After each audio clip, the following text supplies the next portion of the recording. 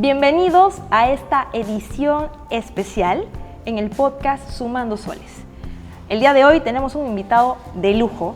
Su presencia no solamente honra a nuestro podcast, sino que también es un resultado de su compromiso social con la juventud. Hoy decidió apostar por la juventud loretana, porque no solamente nos escuchó, sino aceptó nuestra invitación. Y estoy segura que no existe persona que sepa más de Loreto, que haya viajado más en Loreto, que conozca la historia, la economía y la geografía de Loreto. El día de hoy, nuestro invitado es el doctor Aristóteles Álvarez. Doctor, muchas gracias por estar en Sumando Soles, el podcast.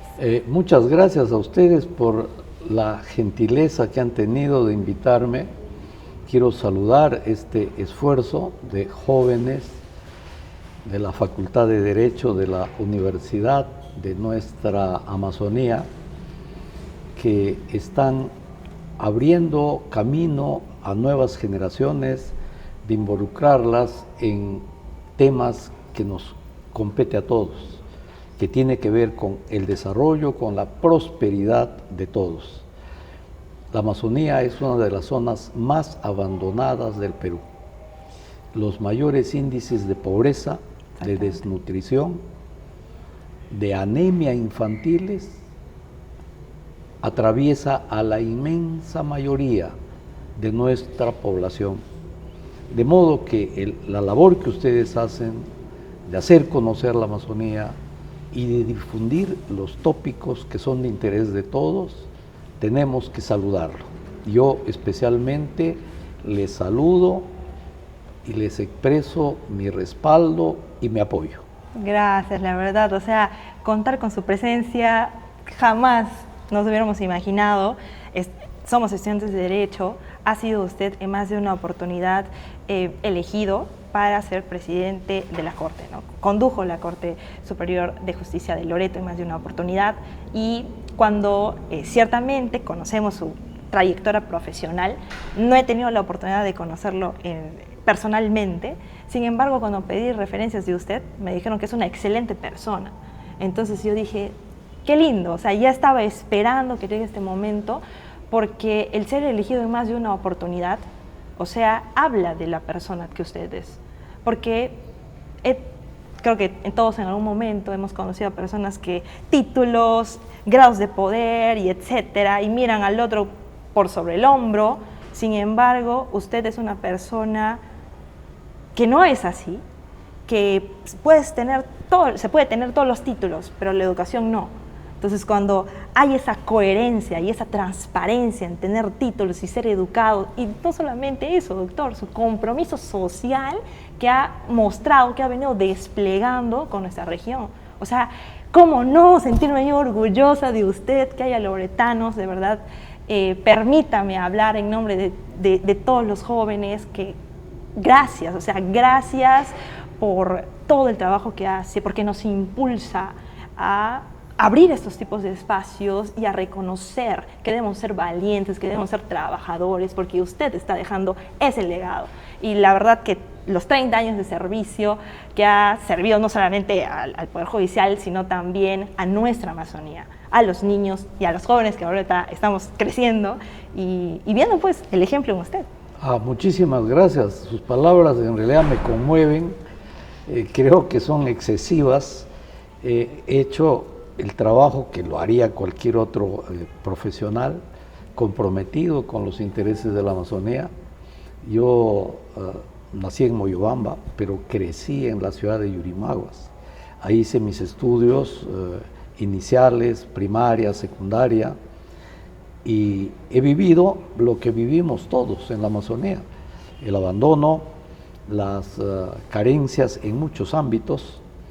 El tiempo en que yo estudiaba en Yurimaguas, lo he dicho en más de una ocasión, pues no había agua potable, se abastecían de pozos, y era hábitos desde niños de bañarnos en el río. Yo me bañaba en el río Guayaga, salíamos del colegio, era parte de, además, la distracción que teníamos. Y pues bien, luego, como muchos jóvenes de mi época, salimos a distintos lugares del Perú a continuar estudios, y yo viajé a Lima, estuve en la Universidad Agraria, en el área de economía, durante un ciclo en La Molina, pero me encontré que no era mi ámbito, y al año siguiente entré a la Universidad de San Marcos a seguir la carrera de Derecho. Y estuve trabajando durante un tiempo en Lima, vinculado al activismo político también. Trabajé durante la gestión del primer alcalde socialista que tuvo Lima, que fue don Alfonso Barrantes Lingán, alguien al que se le ha dado reconocimientos de diverso tipo. Bueno, él tuvo la generosidad de invitarme a trabajar con él y estuve acompañándolo durante su gestión.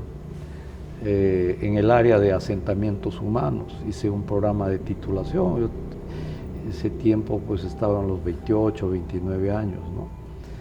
Y al término de su gestión estuve laborando en la actividad privada como abogado, y finalmente vine a Iquitos. Tampoco estaba en mis planes, primero, ser abogado. Wow, sí, claro. Menos ser juez, pero la vida te va marcando rumbos a veces inesperados en la vida. Sí. Yo siempre lo he referido eso. Vincularme a la carrera de Derecho ha sido un completo azar, no estaba en mis planes eso. Por eso ingresé al área de economía en La Molina, pero uno, cuando es joven, no tiene muy claro tampoco el área donde piensa estudiar. Vas conociéndolo en el camino. He tenido la suerte de compartir aula con destacados profesionales. He tenido maestros de primer nivel, tanto en la Universidad Agraria en La Molina como en San Marcos. Y todo eso es un capital que el Perú tiene, y que los jóvenes especialmente tenemos que ser conscientes de ello, valorar y esforzarnos por ser cada vez mejores, porque el Perú es un proyecto en construcción, como lo dijo este gran maestro de los peruanos, que es don Jorge Basadre. Es un proyecto, es una posibilidad, y los llamados son las generaciones jóvenes, ustedes, porque un país es la sucesión generacional. Las épocas, los tiempos van pasando. Recuerdo cuando estábamos en la vida universitaria, en la que usted también está ya terminando su ciclo en la universidad y comenzando a incursionar en el mundo real. Y entonces uno sale al mundo real con la preparación que ha podido recibir en la universidad, pero también con tu propio esfuerzo. Lo que tú, por vocación, decides hacer y profundizar para servir con mejor calidad a la sociedad, a quienes nos debemos. Los profesionales nos debemos a la sociedad, nos debemos al país. Es un esfuerzo propio, es un esfuerzo de la familia, que te acompañan, te apoyan dentro de las posibilidades de cada uno. Pero gran parte de lo que tú puedas hacer depende de ti mismo, de tu esfuerzo, de tu dedicación, de tu compromiso. Y eso es el principal mensaje que debemos hoy día llevar a los jóvenes, porque ustedes van a tomar la posta del Perú. El Perú es una sucesión generacional, como ya le dije, y en consecuencia los jóvenes ahora tienen la gran responsabilidad de pensar en el Perú, de pensar en la Amazonía, los hombres que somos de la Amazonía, y ayudar a mejorar la calidad de vida. Ya le dije, la zona más abandonada y pobre del Perú, lamentablemente, es la Amazonía, a pesar de la enorme potencialidad, además de los grandes recursos naturales que disponemos y los recursos económicos que se han venido recibiendo a lo largo del tiempo y que todos lamentamos siempre que esos recursos se esfuman y terminan en bolsillos privados por la corrupción. Y eso es uno de los grandes retos que tenemos como sociedad, pero especialmente los jóvenes. Necesitan cultivar valores y compromisos para sacar adelante a nuestra región. Doctor, me quedo anonadada porque justamente la razón de ser de este podcast es, o sea, si cuando nosotros acudimos a un hospital no tenemos una buena atención, o sea, imaginémonos de las personas que no tienen ni siquiera un hospital en el lugar donde viven. Entonces, a través de la cultura financiera, yo como principal aprendiz, quisiera extender eso también a mis hermanitos pequeños, que quizás no se tiene mucha cultura financiera al respecto, ¿no?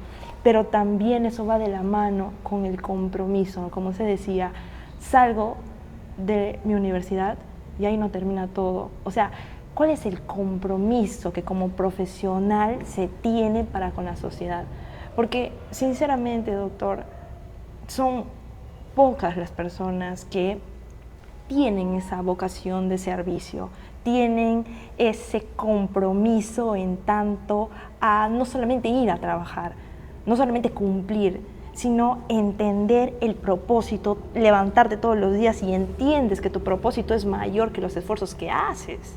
O sea, me parece sorprendente que usted siga mencionando eso como carácter fundamental en su vida profesional. O sea, quiere decir que lo ha acompañado todo este tiempo, y no solamente lo ha acompañado, como vuelvo a mencionar, usted es el vivo ejemplo de hacer, no solamente decir, sino hacer. Doctor, queremos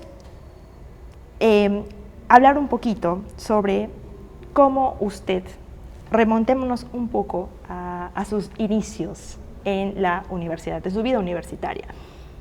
¿Qué es lo que a usted le dice que no es por ahí el camino en cuanto estaba estudiando economía y pasa a derecho? ¿Qué es ese hecho en específico donde usted dice, a ver, un momentito, creo que por acá no va la vocación o el servicio, quizás tengo que redimensionar en otra carrera?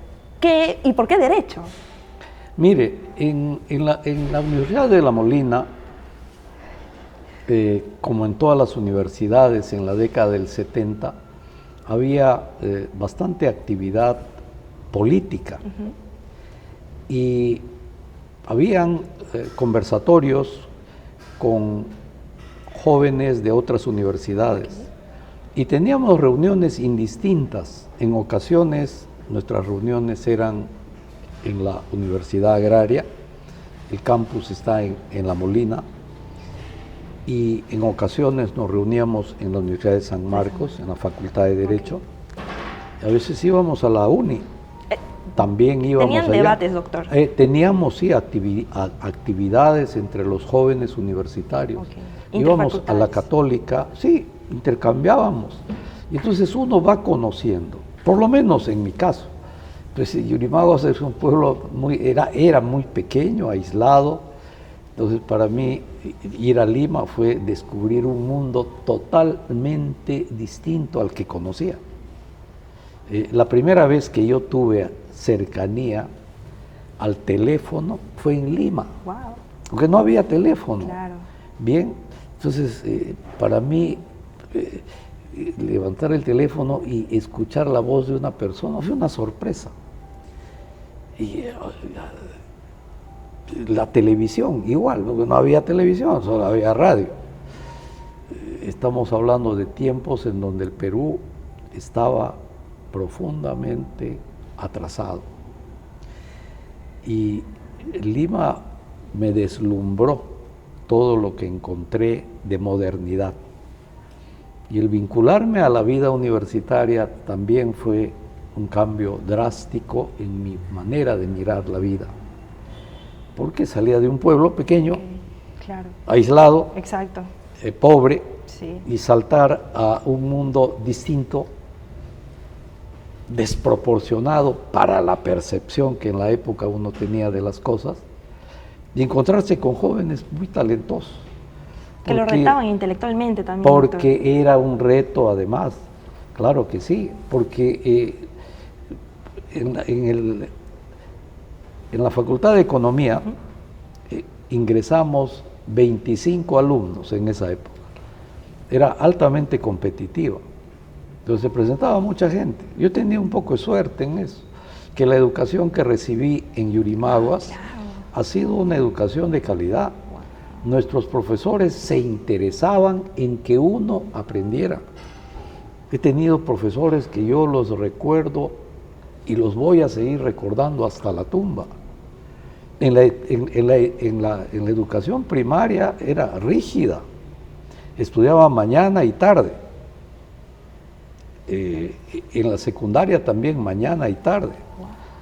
Y había castigos físicos. Bien, o sea, la letra con sangre entra. Y entonces tú tenías una suerte de complicidad de los padres con los profesores, porque te castigaban físicamente. ¿Correcto? Correcto. Y el que no sabía recibía. Y no solo era el golpe, era la humillación ante tus compañeros. Y entonces si tenías amor propio, y todos lo teníamos, te avergonzabas. El dolor era doble, físico y también espiritual. Pero estaba prohibido ir a quejarse en la casa, porque si te quejabas, ahí te volvían a castigar. Entonces, un triple dolor. No tenías opción sino que estudiar. Ese tiempo, pues, se aplicaba una regla un poco antigua en la humanidad, que era la letra con la sangre entra. Hoy día eso es una barbaridad, ¿verdad? Así se mira. Claro. Pero esa época se aplicaba así. Pero esa educación, oiga, no tenía nada que diferenciar de la educación de otras partes del Perú, de los propios colegios grandes de Lima, porque todos ellos competían en igualdad de condiciones, tanto en La Molina como en San Marcos. En San Marcos iba todo el Perú, y el número de vacantes también era muy limitado. Y en consecuencia, yo pude comprobar por experiencia propia, y otros compañeros de mi promoción igualmente compitieron, ingresaron a estudios donde hay una alta competencia, primero para el ingreso y luego para seguir tus estudios. Porque la élite del Perú,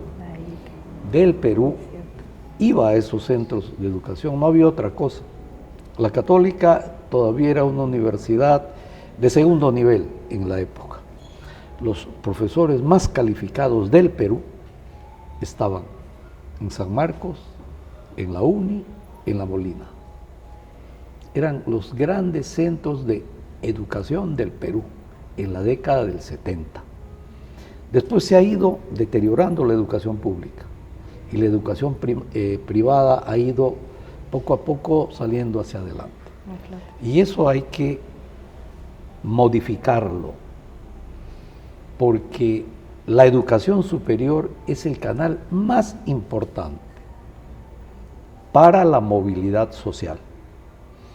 Tenemos en el Perú gente de mucho talento, que gran parte de ellos están recibiendo apoyo, han estado recibiendo apoyo para hacer sus estudios fuera del país.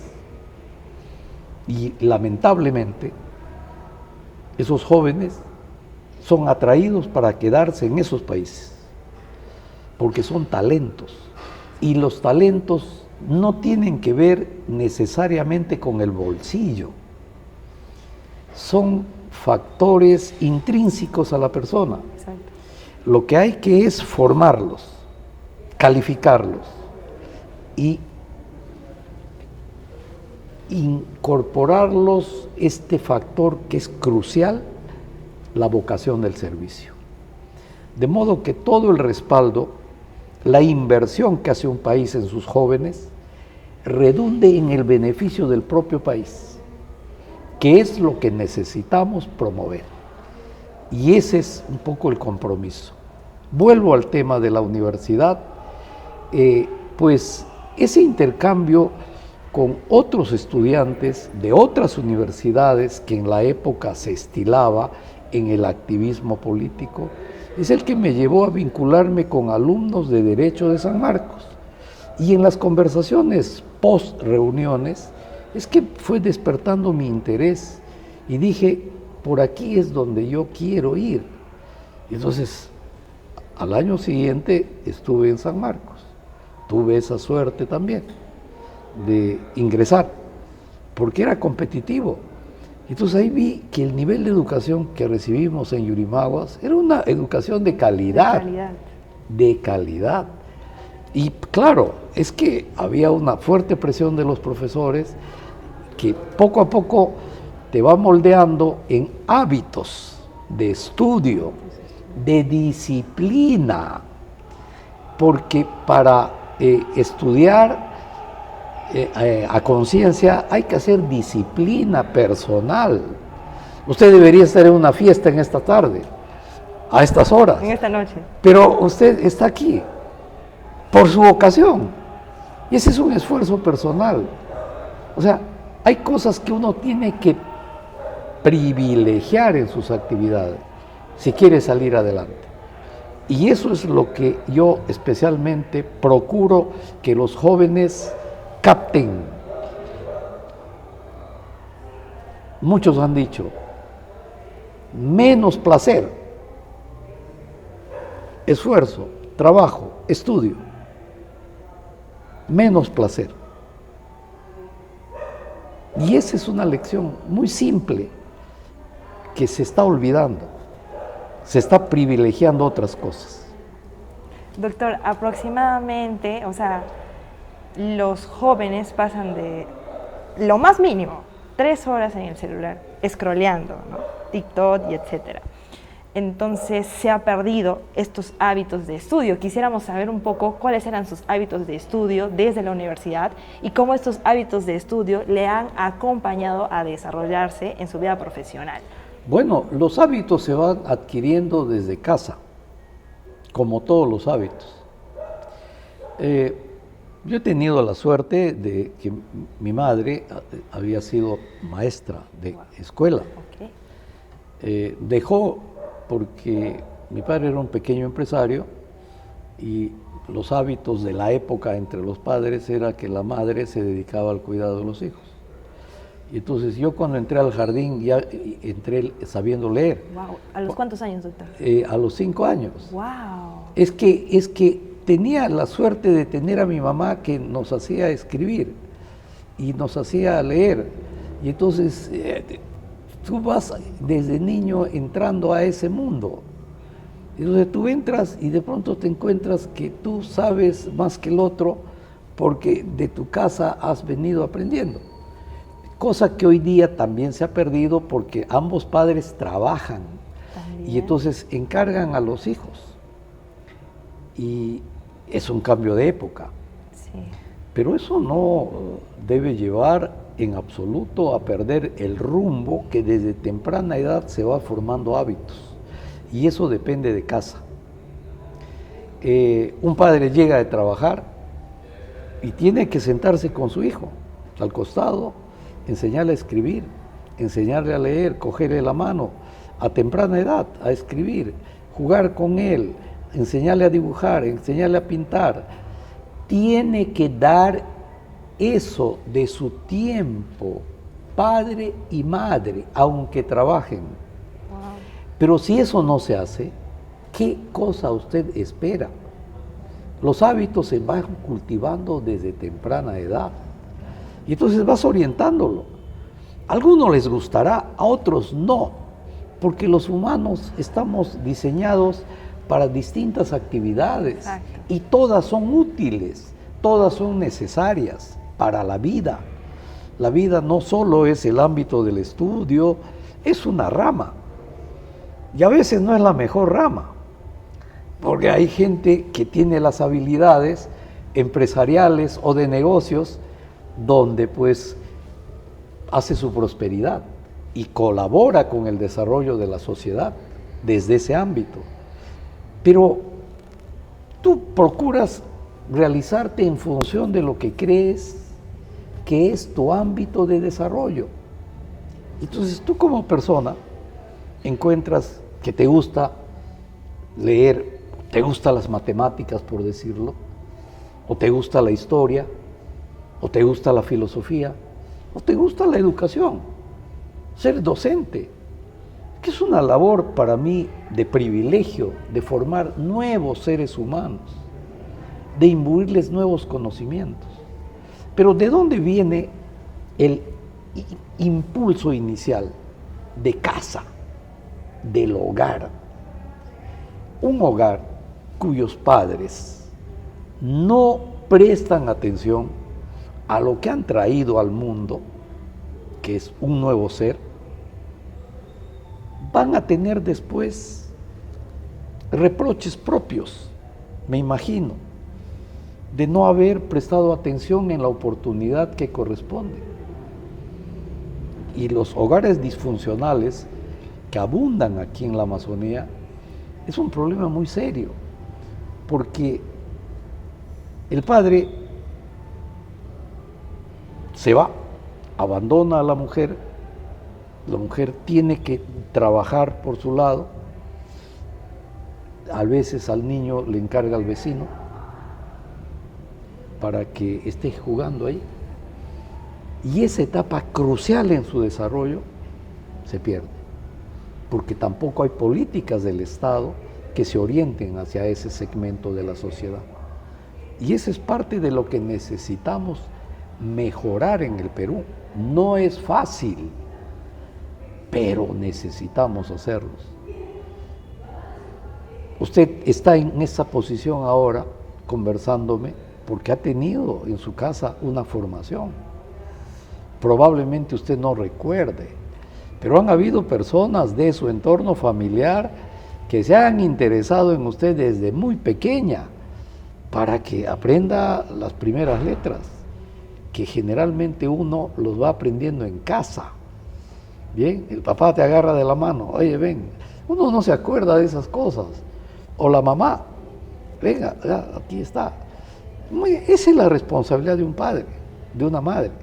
Y eso es lo que hay que cultivar en estos tiempos, donde se ve que los padres más se dedican a la distracción, a la recreación o al placer, y no a formar a los nuevos ciudadanos y a formar esos hábitos que ya le hablé. Y ahí comienza. Esa es la piedra de toque que necesitamos todos mirar. Y cuando tú traes a un nuevo ser a la vida, tienes que saber que estás asumiendo una inmensa responsabilidad. Con la sociedad también. Naturalmente, con la sociedad.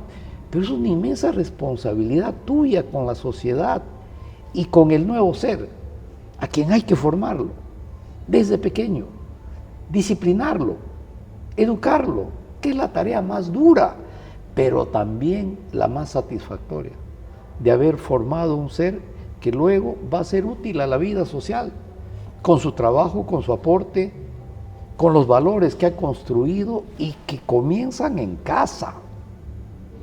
Si eso no comienza en casa, desde afuera es poco lo que se puede hacer. Hay cosas que se pueden corregir desde afuera, pero el tema viene desde la casa. Desde lo fundamental, definitivamente, doctor. Y pasando a otra faceta, usted se fue a Lima, conoció a Otro mundo. otro mundo definitivamente. Nosotros, como jóvenes loretanos, también tenemos algunos, ¿no? Esa mira, ¿no? Y ya no solamente la mira de ir a Lima o el pensamiento de ir a Lima, sino de irnos a otro país, ¿no? Sin embargo, pienso que también como jóvenes loretanos tenemos una enorme responsabilidad de conocer nuestra región. Puedes ir a otro país, puedes conocer otro país, y etcétera, pero creo que debe empezar nuestro compromiso desde conocer nuestra región. Aya de la Torre decía que un buen político conoce su geografía, sabe su geografía. Y creo que tengo el privilegio de poder entablar una conversación con la persona que más conoce la geografía de nuestra región. ¿Cómo usted, desde su posición, desde su compromiso social, desde los libros que ha escrito, que pronto vamos a hablar al respecto, puede extender, puede hacer atractivo o puede hacer un llamado a la reflexión a los jóvenes de conocer nuestra geografía en primer lugar? Bueno, mire, el Perú es un país milenario. Nosotros somos herederos de una de las 6 grandes culturas que se han desarrollado en el mundo antiguo. Los restos de nuestros antepasados asombran a las generaciones de todos los países del mundo. Ha habido un quiebre con la conquista, pero la conquista ha generado un mestizaje rico, cuya herencia somos nosotros, herederos de 2 grandes culturas, la autóctona y la llegada de los españoles con su cultura. España también ha sido un país que ha pasado por periodos de dominación desde los griegos, luego los romanos, luego los árabes. Estuvieron 700 años ahí y fueron expulsados finalmente en 1492, cuando se da coincidente con el descubrimiento de América.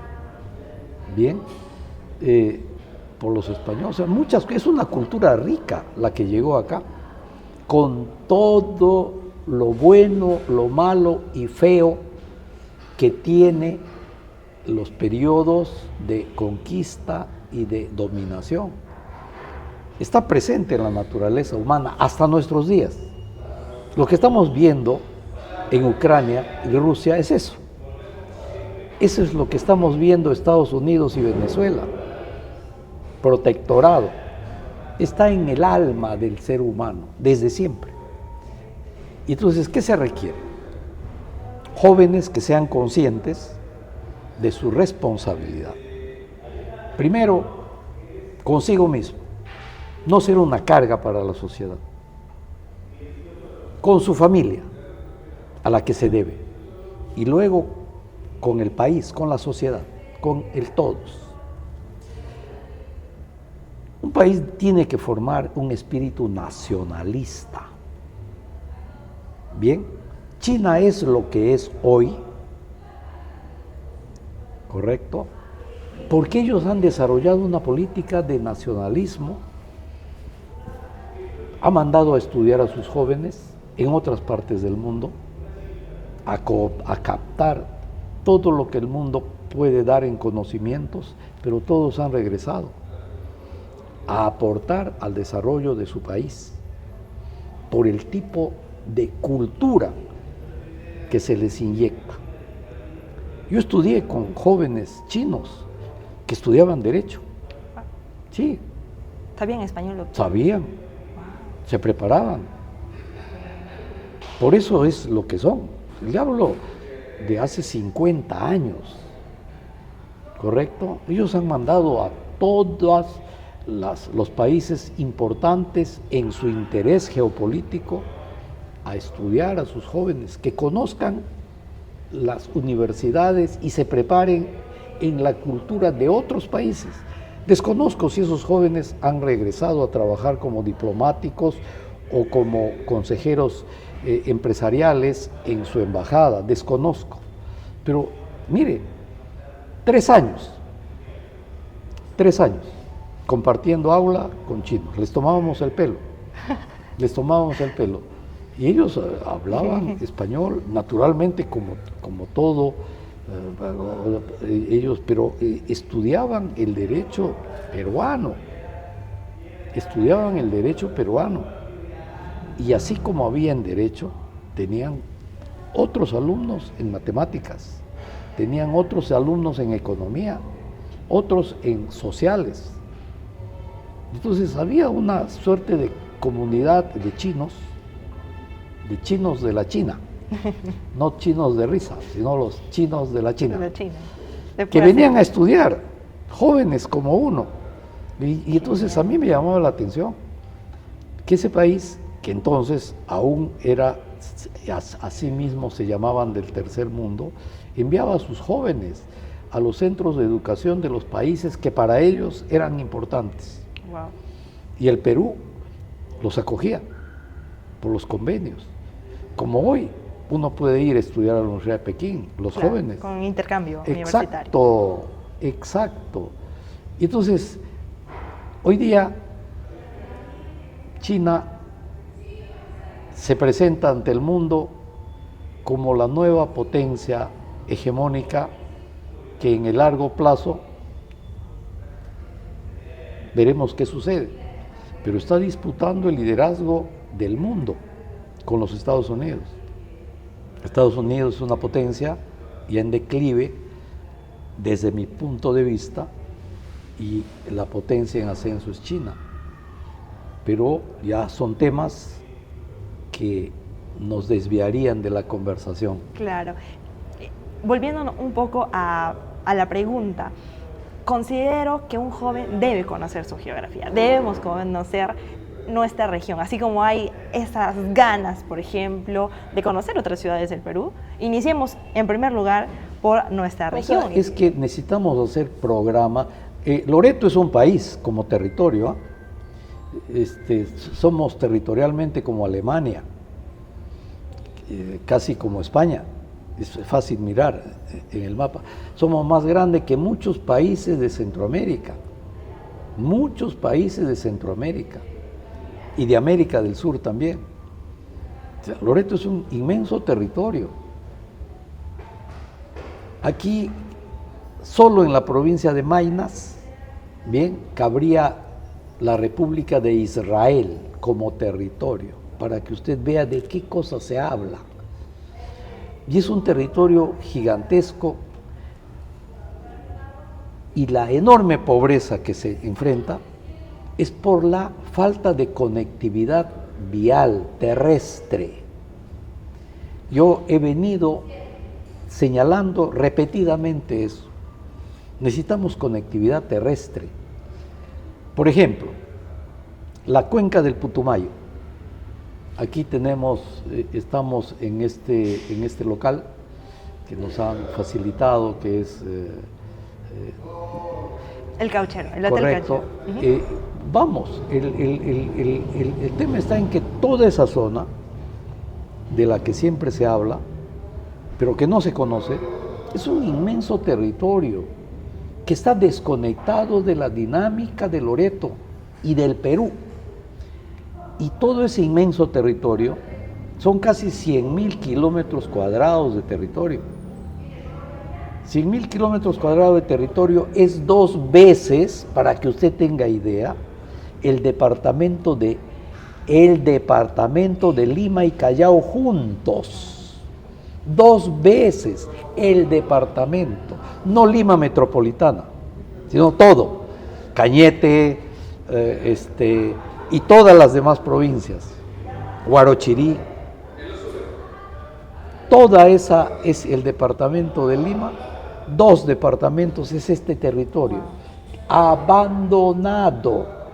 Yo, para llegar a la capital, que es el Estrecho, tengo que navegar 20 días por el río, salir a la frontera con Brasil para entrar al Putumayo, cruzar territorio de Brasil, cruzar parte del territorio de Colombia para entrar al Putumayo, que es el lindero que tenemos con Colombia. 1.600 kilómetros de frontera sobre el río Putumayo. 1.600 kilómetros de frontera es hablar desde Tumbes hasta Ica, como litoral marítimo. Esa es nuestra frontera con Colombia, abandonado. 20 días de navegación por río. El presidente Belaúnde, que ha sido uno de los grandes presidentes con visión geopolítica de la Amazonía, la carretera lleva su nombre, la Marginal, ahora es la carretera Fernando Belaúnde, él inició los trabajos para conectar el Putumayo con Iquitos a través de una vía. No logró concluir durante su gobierno. Lamentablemente esa obra se abandonó. Hasta ahora, más de 40 años han pasado. Y esa zona sigue desconectada del Perú, pero está conectada a Colombia, porque ellos se manejan en torno a Colombia. Los servicios de transporte los presta Colombia. El abastecimiento de alimentos, en lo esencial, lo provee Colombia. Y hasta el dinero que circula en ese enorme territorio es el peso colombiano, no el sol peruano. Usted quiere comprar una Coca-Cola en varios de esas localidades, la gente le dice 5,000 pesos, que es 5 soles. Y en algunos lugares tienes que cambiar tus soles en tu país, cambiar tus soles para tener los pesos y pagar pesos, en tu país. Yo eso lo he señalado a muchas autoridades del Perú, directamente. Yo hablé con esos temas con la señora Boluarte, cuando estaba de presidente de la Corte, y con otras personalidades. Y bueno, todos en el momento dicen, sí, vamos a hacerlo. Cero, hasta ahora. Cero. Han pasado cuántos gobiernos y desconectado. Y falta hacer una pequeña inversión, porque la vía está carrozable en parte. Son 70 kilómetros, no es una gran vía. Y solo le hablo de esa franja, no le hablo la desconexión que tenemos en toda la zona del Yavarí, 1.400 kilómetros en Loreto, nuestra frontera con Brasil, ¿correcto? Sí. 1.400 kilómetros. Hay una carretera paralizada que debe ir de Genaro Herrera a la llamada colonia Angamos, la localidad de Angamos, okay, que está en el río Yavarí. 120 kilómetros. 60 kilómetros están carrozables. Ahí se paralizó la obra. No sé qué es lo que pasó. Años paralizada. Y toda esa zona actualmente es pasto del narcotráfico, igual que en la frontera con Colombia. 1.400 kilómetros. Es desde Tumbes hasta Lima. 1.400 kilómetros de frontera marítima. Yo les pongo esa comparación para que se tenga una idea de qué se habla cuando se habla de la selva. Las fronteras de Loreto son más extensas que nuestro litoral marítimo. Los loretanos y los jóvenes deben saberlo. Aproximadamente 3.200 kilómetros de Tumbes a Tacna, el litoral marítimo. ¿Sabe cuántos kilómetros de frontera tenemos en Loreto con Ecuador, con Colombia y con Brasil? No. ¿Ya ves? Cerca de 4.000 kilómetros. O sea, las fronteras de Loreto son más extensas que nuestro litoral marítimo. Y todas esas fronteras están abandonadas. Y los loretanos no lo conocen. Y los peruanos no lo conocen. y los gobernantes no lo conocen, y si lo conocen no les importa, que es lo más grave que nos está pasando. Porque Loreto no es una prioridad en el desarrollo de la política del país, y eso tiene que ser una demanda de los loretanos, especialmente de los jóvenes. Tenemos una inmensa potencialidad para el desarrollo. Yo concuerdo con usted, Loreto es un territorio privilegiado que no se está explotando como corresponde. Primero, la conectividad terrestre, que es esencial para la seguridad de un país. Si hubiera una guerra hoy, porque en el mundo eso es impredecible, siempre las guerras son impredecibles. Ves la debilidad de un país, el otro, más aún en un mundo en el que hemos entrado, en que se están desconociendo el derecho internacional, comenzando por Estados Unidos y su política intervencionista. Y eso lo siguen otros países, las grandes potencias. Entonces la guerra se desata, y cuando no tienes tú vinculado áreas de territorio, como pasa actualmente con el Perú, nuestras fronteras en Loreto, pierdes esos territorios, eventualmente en una guerra. 1.400 kilómetros, 1.600 kilómetros de frontera con Colombia, ya le dije qué dimensión territorial es. Bien, lo digo con mucha tristeza. Gran parte de ese territorio está colombianizado con lo peor de Colombia, porque hay sembríos de narcotráfico. Más de 60.000 hectáreas de sembríos de coca, de la que nadie dice una sola palabra. Y Colombia es un narcoestado. Lo dicen expresidentes colombianos, porque toda esa cuenca del Caquetá colombiano, la frontera, está controlada por la narcoguerrilla. Hay minería ilegal y hay narcotráfico. Y ellos vienen y cultivan su coca en el lado del Perú también, usando mano de obra de peruanos, de jóvenes, que los entrenan en actividades subversivas. Y luego esa gente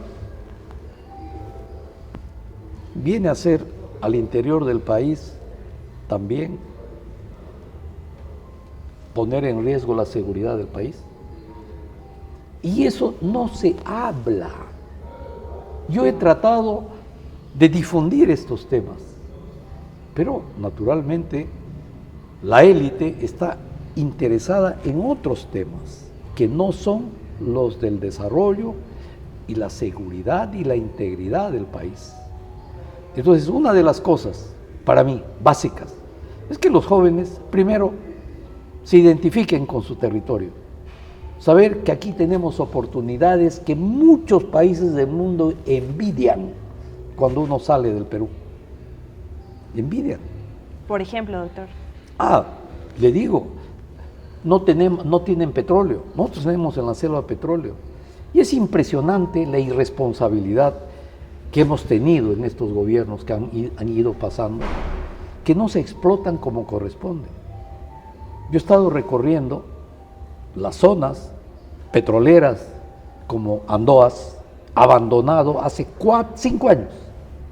No se está produciendo nada. ¿Por qué? Porque no hay presencia de Estado. No hay una comisaría. No hay un ministerio público. No hay un juez penal. Quienes ponen las reglas internas son mafias. Allí. Lo mismo ha pasado en Trompeteros. Y un centro de producción importante que tenemos aquí en la Amazonía, que está acá en la provincia de Nauta, igualmente abandonado.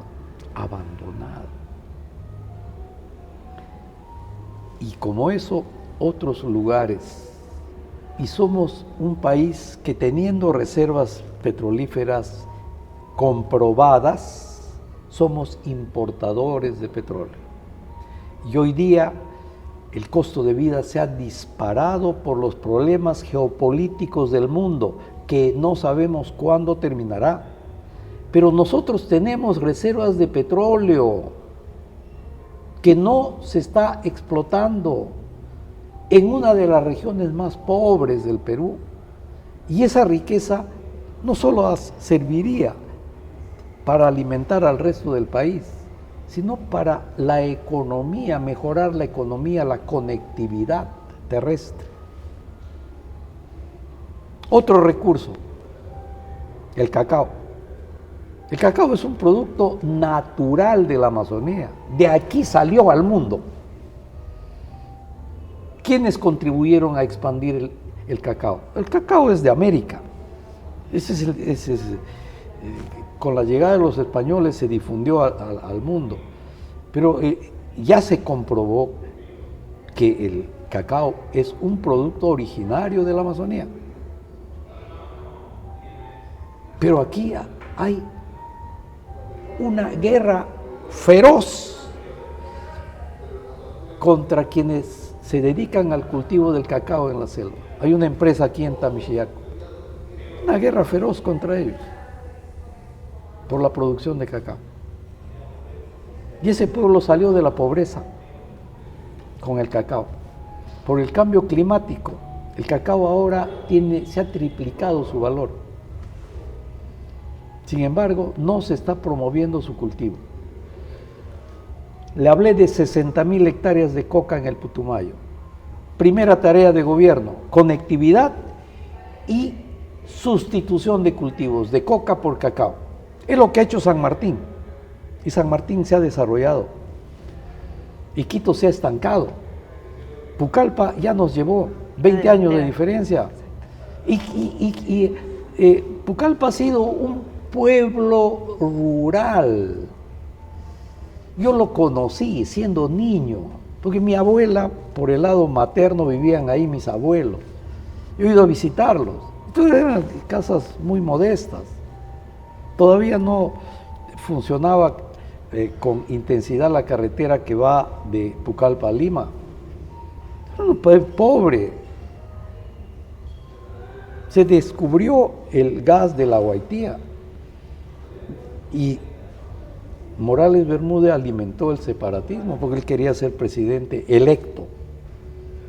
Y la provincia de Coronel Portillo, que formaba parte de Loreto, se independizó como región Ucayali, y hoy día Pucallpa está más desarrollada que Iquitos, que ha sido siempre la matriz. Y igual ocurre con Tarapoto y con toda la región San Martín. Entonces tenemos ese producto y otros más que seguramente cuando usted hable de economía con las personas que corresponda, tratará esos temas con más desarrollo. Pero acá tenemos una enormidad de potencialidades, pero nos falta conectividad, inversión en infraestructura. Yo le hablé de 2 vías que hay que terminarlas. Bien, hay que terminarlas. Y tenemos una riqueza turística que ningún otro lugar del Perú, excepto Cusco, lo tiene, que está en Balsapuerto. Hay una ciudadela que no tiene nada que envidiar al Cusco, que está ahí entre el bosque, una civilización que se ha extinguido. Y está ahí. Y está para explotarse con el turismo. Y además de que toda la selva es una maravilla. Pero hay que poner en valor. La gente dice, ¿qué cosa pasa con la gente del Perú? Es envidiable nuestra posición geopolítica y los recursos naturales que disponemos para desarrollar y mejorar la calidad de vida de la gente y generar industrias nuevas, aptitudes nuevas para hacer del Perú que tenga un lugar en el mundo nuevo que se está configurando. Hay un problema ya nuestro. Doctor, quisiera hablar un poco sobre la ciudadela perdida del Cachillaco en el Alto Amazonas. Usted hizo las respectivas investigaciones. Me parece que tenemos su libro aquí. No. No trajo, no lo trajo. Ok. Por favor, esto es un espacio completamente para usted, donde nos puede ilustrar, por favor, de la ciudadela perdida. En Balsapuerto primero es selva alta. Es un clima envidiable, porque está ubicado en una zona del intercambio de la sierra con la selva, selva alta. ¿Usted conoce Moyobamba? No conozco. Muy bien. Moyobamba es un clima en donde es el clima templado, es selva alta. En la noche hace frío, un poco de frío, o sea, usted duerme tranquila, con su frazada, si es que baja mucho. Pero Balsapuerto es ese distrito que está pendiente 40 kilómetros para conectarse por una ruta distinta con Moyobamba. La carretera, una de las carreteras, que es la carretera Fernando Belaúnde, va desde Yurimaguas hasta Lima y pasa por Tarapoto. Esa carretera hacia Tarapoto toma aproximadamente 142 kilómetros de Yurimaguas a Tarapoto. Y de Tarapoto a Moyobamba son 130 kilómetros aproximadamente. Eso se reduce a la mitad por la ruta de Yurimaguas, Balsapuerto, Moyobamba. Desde el lado de San Martín están ya con pista hasta el límite con Loreto. De Yurimaguas a Balsapuerto son 70 kilómetros, de las cuales 30 aproximadamente están asfaltadas y falta 40, está en trocha. Allí no se ha avanzado por temas de corrupción, falta el asfaltado. Y faltan 40 kilómetros de Balsapuerto a Moyobamba. Va a tener usted una vía mucho más corta, a la mitad en el tiempo, para vincular con Moyobamba y con la sierra y la costa. Eso va a traer dinamismo a todas las provincias o los distritos de allí. Está Jeveros, está Cahuapanas y el mismo Yurimaguas. Bien, ¿qué pasa? En Balsapuerto ha habido una gran civilización que se ha extinguido, cuyas estructuras pétreas están ahí. Hay enormes bloques que tienen características similares a las que hay en el Cusco, Sacsayhuamán. Bien. Y hay obras que para mí son únicas en el Perú, que es un sistema de cataratas de agua que tienen más o menos 20 kilómetros de recorrido hasta la cumbre de donde emana el agua. Agua subterránea en la cumbre. O sea, aguas subterráneas, naturales.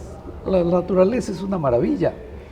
Pero alguien encontró eso, el ojo de agua, y de ahí lo fue canalizando a lo largo de 20 kilómetros, y hay más de una docena de cataratas que han sido hechas por el hombre, con pequeñas piscinas en cada caso.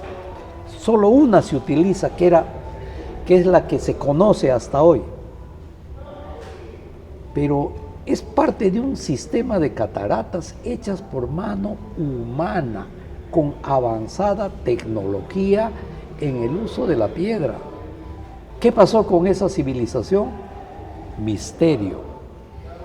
Hoy día toda esa zona está cubierto por bosques, porque han pasado probablemente algunos miles de años para que el bosque haya cubierto todo eso de una civilización desaparecida. Por eso es que yo le puse las imágenes y todo eso para llamar la atención, la ciudadela perdida del Cachillaco. El Cachillaco es un río y hay una mina de sal y el río pasa por esa mina de sal Y entonces es un territorio enorme, con un clima envidiable, una maravilla. Ahí están asentados actualmente una comunidad nativa, los Shawis, así se llaman. Shawis. Esa comunidad fue formada por los jesuitas en el siglo XVII. Los jesuitas construyeron la civilización en la Amazonía. Son los iniciadores de esta ciudad de Iquitos. ¿Correcto? Toda esa parte es poco conocido. Yo escribí un trabajo, fue el primero que hice, que se llama En busca de la memoria perdida, que ahí está. Tenemos, doctor. Ese, Vamos sí. a mostrar a cámaras, no sé si puedes hacer un zoom, querido amigo LED. En busca de la memoria perdida. Ahí está el librito. Y también lo pueden descargar de forma digital, Sí, totalmente gratis. correcto. Ok, doctor. Entonces, ¿qué pasa? Los jesuitas han sido los iniciadores de la civilización en la Amazonía. Ellos fueron expulsados después de 130 años de haber hecho civilización. Civilización en los términos que los conocemos. Ellos han generado el mestizaje y el tipo que somos las personas de la Amazonía. Y le puse ese nombre porque para mí también fue un descubrimiento, porque no lo había estudiado en el colegio, ni en la universidad. Y aquí en Iquitos hemos tenido a un gran investigador y alguien que trabajó mucho por recuperar la memoria de la Amazonía, que fue el padre Joaquín García Sánchez, ya fallecido. Él es de la orden de los agustinos. Él contribuyó mucho. Él hizo posible la publicación de muchas obras de antiguos. Fue un comité editorial científico que formó con especialistas de distintas partes del mundo sobre trabajos que se hicieron desde la llegada de los españoles. Y entonces él lo puso en publicaciones, se llama Monumenta Amazónica. Tuve oportunidad de acceder a esos trabajos, a leerlo, y fue un descubrimiento para mí. Y bueno, he tenido amistad de muchos años con el padre Joaquín García, con quien conversábamos periódicamente, porque son temas que a mí me atraen. La historia de la Amazonía es un tema que a mí me atrae profundamente, porque no se conoce, ni en la Amazonía ni en el Perú, o se conoce muy poco. Está librado a un pequeño grupo de especialistas. De élite. Exacto, pero no el gran público. Los alumnos desconocen. Exactamente. Muy bien, el trabajo es llegar a ellos. Eso, doctor, y por eso es que le invitamos a este podcast, por eso es que abrimos este podcast. Le comentaba que había mencionado, o sea, había visto la entrevista que usted tenía, y en cuanto le escuché, me quedé sorprendida y dije, por favor, necesitamos contactar al doctor y que nos ilustre, no solamente con todos los libros que acá el doctor ha traído muy gentilmente. Vuelvo a repetir, todos los libros pueden ser descargados, y también me había pasado la ingeniera un código QR en la cual podían acceder a la página del doctor. El doctor tiene una página web, YouTube, en la cual pueden acceder. Buscan el libro por internet, pueden acceder y descargar totalmente gratis. Entonces, tenemos amplia literatura para enriquecernos, y estos espacios definitivamente, doctor, van a servir. Espero, ¿no? Esa es la intención. Estamos juntos trabajando en sumar ese granito de que pueda ser atractivo para nosotros, porque jóvenes. Sinceramente le escucho y me da ganas, o sea, me da ganas de estudiar más, de conocer más, porque su pasión transmite eso. su pasión transmite eso, y una pasión evidentemente estudiada, trabajada y con mucho esfuerzo. Hablemos ahora de sus libros, doctor, de los libros que ha traído el día de hoy, pero en especial Mitos y Realidades Constitucionales.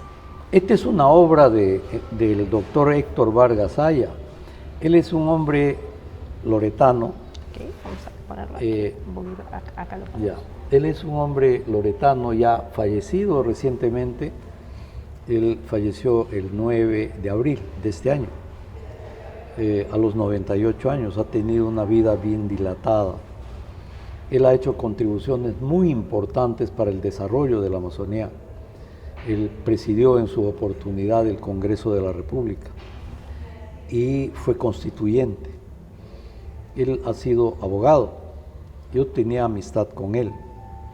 Él fue en sus primeros años relator de la Corte de Loreto, secretario primero y luego relator de la Corte de Loreto, antes de involucrarse en la política. Y luego fue diputado por Loreto, fue constituyente y luego congresista. Y ha hecho mucha obra, pero es poco conocido ya en las generaciones nuevas. Él ha sido un político que yo le dije, has visto pasar a la tumba a muchos expresidentes con el que él alternó. Él escribió sus memorias políticas, ha sido escritor prolífico. Uno de sus últimos trabajos es esto, Mitos y Realidades Constitucionales, que él me pidió para que esta obra le fuera presentado. Él ya estaba sobre los 96 años, es su obra póstuma, que debía presentarse en Iquitos. Él amaba a Iquitos y me pidió que se presentara. Él iba a participar por videoconferencia porque ya estaba un poco delicado de salud. Lamentablemente no fue posible hacerlo con él en vida, porque como suele ocurrir, la muerte pues no avisa. Fue inesperada su muerte. Claro, ya tenía 98 años, pero estaba lúcido. Tuvo un infarto y nos dejó. Pero yo me quedé con el encargo porque los libros me los envió. Me los envió para yo obsequiar a los que asistan al evento. Entonces hemos hecho una coordinación por la gentileza que ha tenido el Colegio de Abogados para este día 3 de junio hacer la presentación del trabajo con dos profesores de la UNAP y el propio decano, que es una persona estudiosa. Se va a hacer la presentación en el Colegio de Abogados, cumpliendo ese encargo en vida del doctor Héctor Vargas Aya, un hombre que contribuyó fuertemente desde el Congreso de la República al desarrollo de la Amazonía. Cuando yo estuve en un periodo en la presidencia de la Corte, publiqué la historia de Iquitos que él escribió. Esta obra se llama Iquitos, hazaña de la civilización. Voy a coordinar con... él me entregó la obra, o sea, está la carta donde me dice, oiga, usted haga de la obra, difúndalo, queda a su cargo. Me delegó, porque lo llevó a alguna editorial, incluso a la municipalidad de Maynas, y que le dijeron, sí, vamos a publicar, pero no lo hicieron. Yo lo hice. Entonces vio que tenía esa capacidad operativa de hacer las cosas y le gustó. Entonces, y después de esa obra que yo edité, la primera en Iquitos, sacaron otras en Lima ya, una casa editorial, pero con la presentación que yo hice de la obra, Iquitos, hazaña de la civilización. muchas cosas de detalle que se ven en la ciudad, los jóvenes no lo conocen. Él los detalla. Voy a tratar de que eso también se suba para su difusión. Perfecto, doctor. Para que los jóvenes interesados en la lectura, hasta las personas dedicadas al turismo deberían leerlo para comentar a los turistas. Exactamente. Y entonces esa obra voy a tratar de que se suba al sistema, pero voy a hablar con sus herederos. Él tiene un hijo en Lima y voy a coordinar con él para que no haya ningún tipo de malos entendidos. Lo que menos yo deseo en estos temas de cultura es que haya malos entendidos. Esta presentación de la obra es un encargo que él me dio y me envió los libros para obsequiarlos. Era un hombre muy generoso. Dije, bueno, en Lima se vende. Él envió un buen número de ejemplares para obsequiar a los que asistan a la presentación. Genial. Que él iba a hacer por videoconferencia, pero la vida no ha hecho posible eso. Pero el encargo lo vamos a cumplir ese día 3, de modo que los jóvenes que están interesados en conocer algo más de este gran loretano que ha sido Héctor Vargas Aya, pues lo conozcan y conozcan su obra y van a recibirlo gratuitamente. Un buen trabajo, es un trabajo académico, riguroso, y lo van a recibir gratis. Premiación doble, doctor, premiación doble. Querido doctor, llegamos al final de esta enriquecedora tertulia. Gracias por su presencia, gracias por traer todos los libros, gracias por su entusiasmo, gracias por todo el trabajo que ha realizado, que viene realizando y que va a realizar también. Este espacio tan, no lo quiero decir pequeño, sino lleno de ilusión, se refuerza con su trabajo, se refuerza con su ilusión. Su motivación también la hacemos nuestra. Gracias por estar acá. No, a ustedes. Gracias por estar acá. No, yo a ustedes les agradezco y ya les dije al inicio de la entrevista mis felicitaciones más calurosas, porque es un emprendimiento de jóvenes poco común acá en Loreto. Los jóvenes más están distraídos en otras cosas, a veces muy superficiales, y veo que en medio de eso ustedes irrumpen con una preocupación, y ustedes son jóvenes y ustedes son el futuro de Loreto y del Perú. Así que doblemente mi felicitación. Muchísimas gracias. Gracias, doctor. Muchísimas gracias. Y gracias también a toda la audiencia que ha disfrutado y que va a disfrutar también esta sesión, esta edición especial. Gracias, así que no se olviden, este 3 de junio en el Colegio de Abogados, a las 6 de la tarde, el doctor va a hacer esta presentación en cargatura del señor Héctor Vargas Aya, del doctor Héctor Vargas Aya. Tenemos que asistir porque también en nuestra asistencia reflejamos un compromiso con nuestra región. Muchísimas gracias por ser parte de esta edición especial. No se olviden de compartir nuestra edición especial, asimismo comentar, dar like, porque vamos a poder difundir y llegar a más jóvenes, que es el objetivo de esta edición especial. Gracias por todo el apoyo, gracias por todo el compromiso. Hasta una nueva oportunidad. Esto ha sido el podcast Sumando Soles.